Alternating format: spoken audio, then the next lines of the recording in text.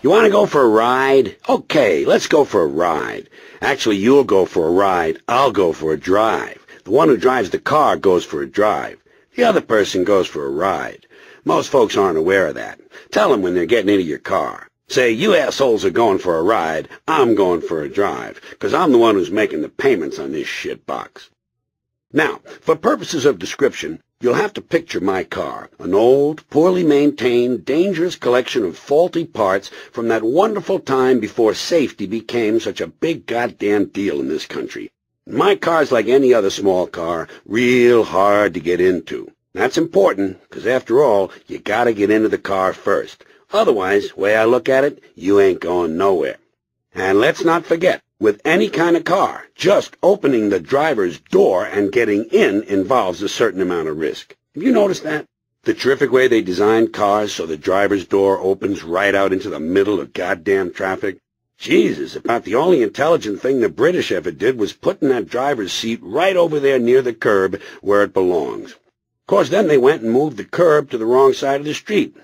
Anyway, like I said, no small car is easy to get into, but especially if you park the way I do. Illegally, 2 feet out from the curb on a busy high-speed thoroughfare right in the middle of rush hour. And that sort of car entry is even riskier if you got a 2-door and you're trying to stuff a couple of shopping bags full of groceries into the back seat while everyone else is zipping past you close enough to smell your breath.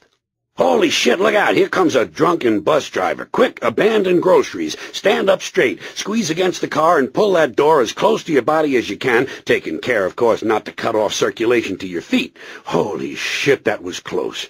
Good thing you went into emergency mode. And be honest, you didn't really need them groceries, did you? God damn, look at how flat that bus made everything. Imagine a flank steak with tread marks. And might that just possibly be potato juice on the ground?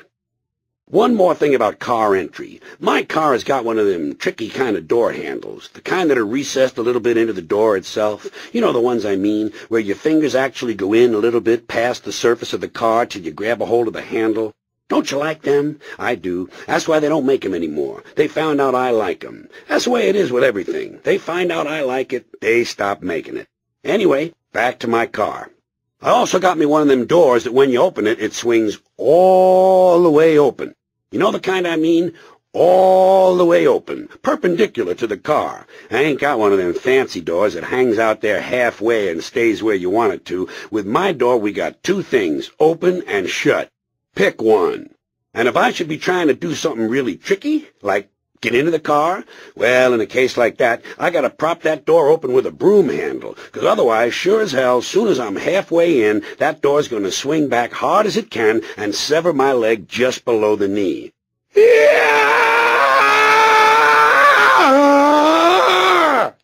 God, that shit hurts. Hurts for about 1.5 years, don't it? And them huge purple blotches, seems like they never go away. Now, I want to mention one additional problem I have when I'm getting into my car. Like I told you, it's kind of old and upkeep has been minimal, so there's another thing I got to deal with. A long time ago, my driver's seat got pushed way up forward on the runners, about as far as it can go, and apparently it ain't never coming back. You see, what happened was, years ago, about 30 or 40 of them little pop-top beer can rings got wedged into the seat tracks, and now they're all fused into one solid piece of metal, and that fucking seat ain't never going to move again. Unless, of course, there's an atomic attack, in which case it probably ain't going to budge more than an inch or two. So, because of all this unintentional seat redesign, when I get into full driving mode, I'm pretty much hanging out right behind the radiator. In fact, if I want to check my Speedo, I gotta look straight down into my crotch. But hey, at least I'm in the car. But maybe you're not. Maybe I ought to mention one more common car re-entry problem.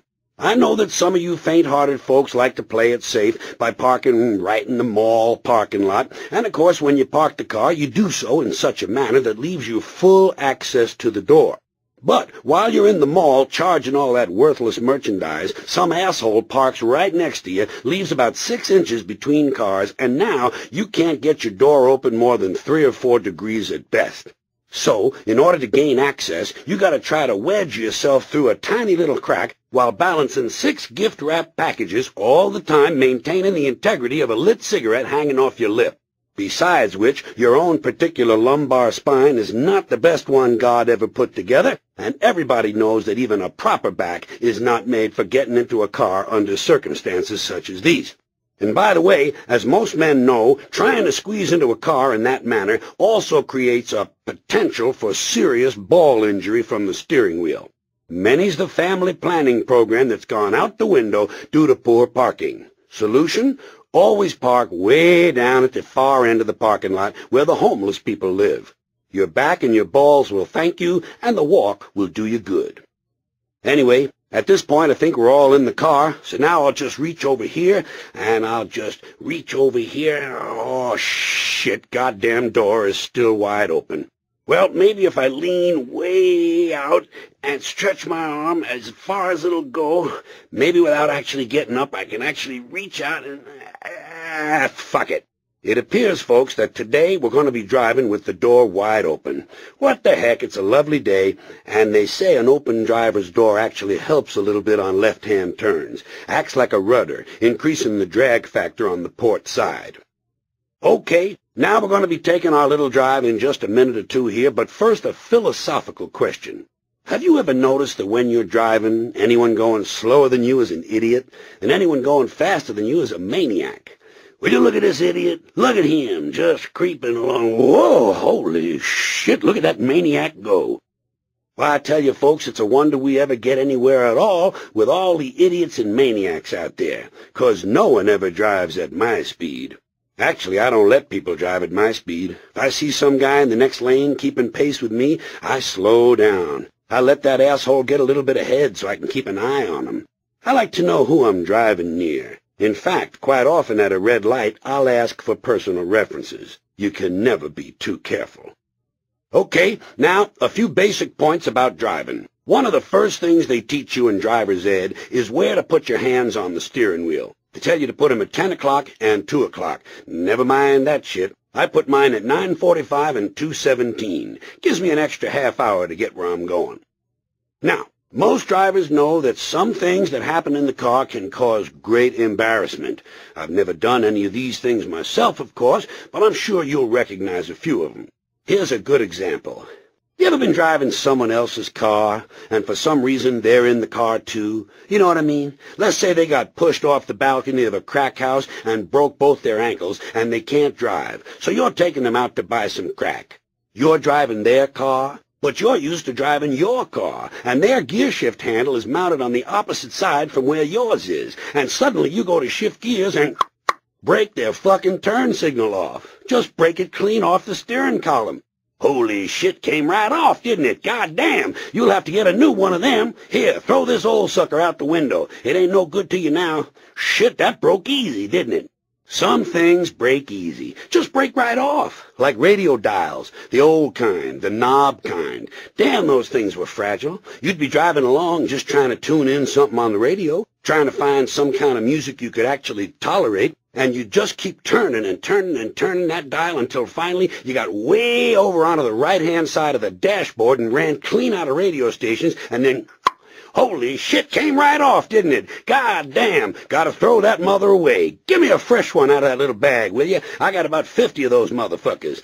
Damn, they break easy. So you stick a new knob onto the radio and keep turning and turning and turning until finally you wind up past the glove compartment listening to some radio station located over near the right-hand mirror. Damn, some things break easy. I'm a great believer in using every piece of equipment on the car, every feature, every option, even if you don't need it. Fuck it, you paid for the car, use everything. Use the sun visor, even on a cloudy day. Flip it up, flip it down. Flip it over to the side like the French people do. Lower the passenger's visor, even if no one is sitting there. Open the ashtray, push in the lighter. Who cares if you don't smoke? Turn all the knobs, press all the buttons. Have a lot of fun. Change the mirrors all around. Press the trunk release, pop the hood open. Put your seat in a ridiculous position. Lower all the windows. Stick out your hand. Tell the other drivers to slow down. You have power. Use hand signals. Tell them to slow down, and then tell them to stop. Stop, stop. Then let one guy go. Only one. Okay, you can go. Go, go, go. No, not you. Just him. Okay, now you. Go, go, go. You have power. Use it. Fuck it. You're making the car payments. Have a little fun.